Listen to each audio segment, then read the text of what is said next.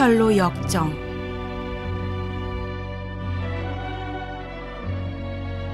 기쁨의 산.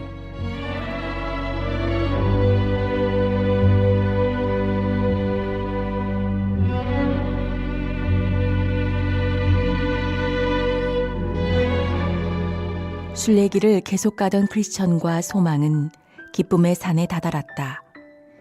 이 산맥은 앞에서 이미 말했던 언덕의 주인이 갖고 있는 땅이었다. 산에 올라서 보니 저 멀리 정원과 가수원이 보였다. 포도밭과 연못도 시야에 들어왔다. 두 사람은 이곳에서 물을 마시고 몸을 씻었으며 포도를 한껏 따먹고 배를 채웠다. 산 정상에는 양떼를 키우는 목자들이 길가에 서 있었다. 순례자들은 목자들에게 다가가 지팡이에 몸을 의지한 채 물었다. 기쁨의 산의 주인은 누구이며 여러분이 키우는 저 양떼는 누구의 것입니까? 이 산은 임마누엘의 땅입니다. 그리고 그분 집은 저기에 보인답니다. 이 양떼들도 물론 그분의 것이지요. 이 녀석들을 위해 그분은 목숨까지 버리셨답니다. 이리로 가면 하늘의 성으로 갈 수 있습니까? 크리스천이 물었다. 길을 제대로 들어서셨네요. 목자는 맞다고 했다. 그럼 이제 여기서 얼마나 더 가야 합니까? 크리스천이 물었다.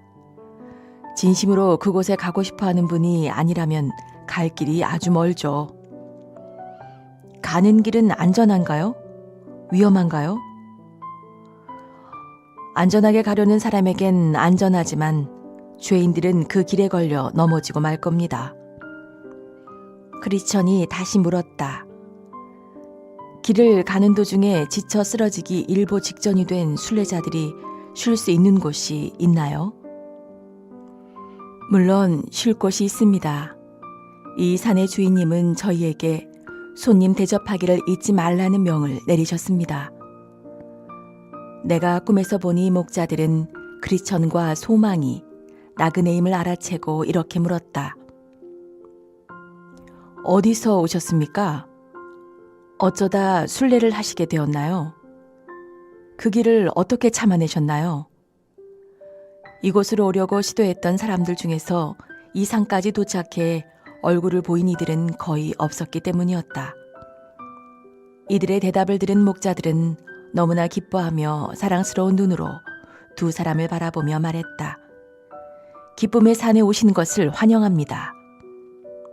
목자들의 이름은 지식, 경험, 주의, 성실이었다.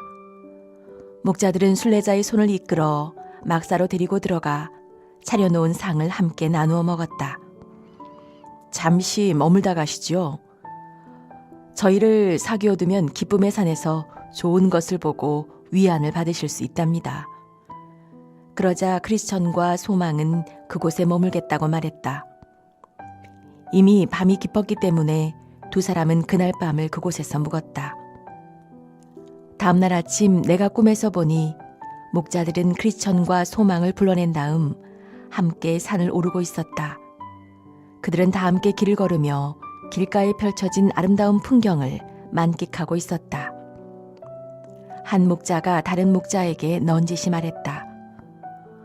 저 순례자들에게 놀라운 것들을 보여드릴까? 목자들은 그렇게 하기로 했다. 그들은 맨 먼저 실수라는 가파른 언덕에 데리고 가더니 아래쪽을 내려다보라고 했다. 크리스천과 소망이 아래를 보니 사람들이 산 꼭대기에서 떨어져 온몸이 산산조각난 채 쓰러져 있었다. 크리스천이 물었다. 저것은 뭐죠? 목자가 대답했다. 육체의 부활을 믿지 않은 후메네오와 빌레도를 따르다가 실족한 사람들의 얘기를 들어본 적이 있습니까? 네, 그렇습니다. 그러자 목자가 말했다. 저 아래에 널브러져 있는 시체가 바로 그들이죠. 그래서 오늘날까지 장례도 치르지 못하고 있답니다. 너무 높이까지 올라가려는 사람들과 낭떠러지 끝까지 다가가는 사람들에게 주의를 주기 위한 본보기라고 할 수 있죠. 그리고 목자들은 그들을 그 산맥에 있는 다른 산으로 데리고 갔다. 그 산 이름은 경고였다. 저 멀리 내려다보라는 소리에 크리스천과 소망은 밑을 내려다보았다. 멀리에 있는 무덤 사이로 사람들이 이리저리 오르락내리락 하는 모습이 보였다. 그들은 무덤에서 여러 번 발이 걸려 쓰러져 나뒹굴면서도 그곳을 떠나지 못했다. 보아하니 그들은 앞을 못 보는 사람들이었다. 크리스천이 물었다. 저건 무슨 뜻인가요? 그러자 목자들이 대답했다. 이 산에 오기 전에 풀밭 옆에 있던 발판을 보셨습니까? 네, 봤습니다. 그러자 목자들이 말했다. 그 발판 옆에는 절망의 거인이 사는 의심의 성으로 곧장 연결되는 샛길이 나 있습니다. 저 무덤 주변에 있는 사람들도 그 발판에 도착하기 전까지는 순례자님들처럼 순례의 여정을 걷고 있었죠. 하지만 가는 길이 너무 험하다 보니 풀밭으로 나 있는 샛길로 빠지는 바람에 그만 의심의 성에 사는 절망의 거인에게 붙들리고 말았답니다. 거인은 그들을 감옥에 가둔 다음 눈을 뽑아버리고 저기 저 무덤 근처에 내팽개쳐 버렸죠. 그래서 저 사람들이 지금까지도 저렇게 헤매고 있는 거랍니다. 결국 현인의 말이 맞았습니다. 명철의 길을 떠난 사람들은 사망의 회중에 괄이라라고 했거든요. 그 말을 들은 크리스천과 소망은 눈물만 하염없이 흘리며 서로의 얼굴을 쳐다볼 뿐 목자들에게는 한마디도 하지 않았다. 내가 꿈에서 보니 목자들은 두 순례자를 데리고 내려가 산 중턱에 나 있는 문을 보여주었다. 그들은 문을 열더니 그 안을 들여다보라고 했다. 두 사람이 그 안을 들여다보니 어둡고 연기가 자욱했다. 그 안에서는 불에 타는 듯한 소리와 함께 고통당하는 자들의 비명이 들렸고 유황 냄새도 났다. 크리스천이 물었다. 이건 무슨 의미입니까? 이곳은 지옥으로 가는 샛길이며 위선자들이 이 길로 들어간답니다. 에서처럼 장자의 명분을 판 사람, 유다처럼 스승을 팔아먹은 사람, 알렉산더와 같이 복음을 비난한 사람, 아나니아와 그의 아내 삽비라처럼 거짓말하고 남을 속이는 자들은 이 길로 들어서게 되지요. 그 말에 소망이 목자들에게 물었다. 하지만 저들도 겉으로 보기엔 모두 지금 우리 같은 순례자로 보이는데도요? 맞습니다. 게다가 그들은 아주 오랫동안 순례를 하고 있었지요. 지금은 저렇게 비참하게 버림받은 모습이긴 하지만 만약 저 사람들이 계속 순례의 길을 걸었다면 얼마나 더 멀리 갈 수 있었을까요? 소망이 물었다. 조금 더 멀리 갔거나 아무리 멀리 간다 해도 이 산까지밖에 못 왔을 겁니다. 목자들이 말했다. 그러자 순례자들 중 한 사람이 말했다.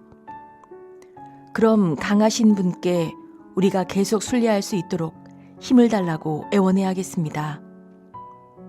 네, 맞습니다.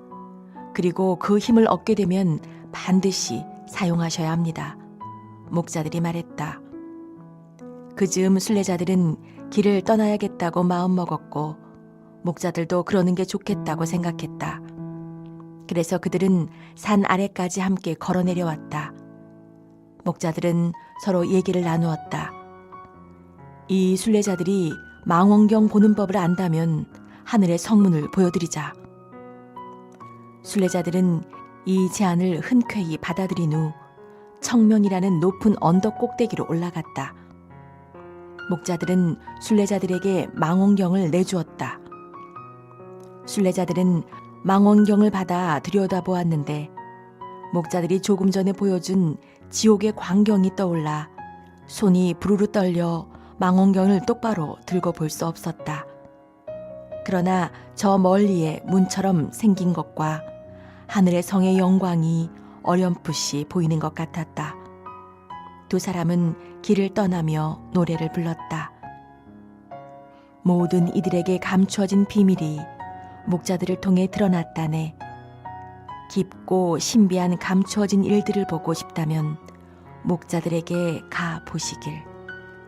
막 출발하려고 할 때 첫 번째 목자는 지도를 건네주었다. 두 번째 목자는 아첨꾼을 조심하라고 귀띔해 주었다. 세 번째 목자는 마법의 땅에서는 절대로 잠들지 말라고 주의를 주었다. 네 번째 목자는 순례자들의 안녕을 빌었다. 순간 나는 꿈에서 깨어났다.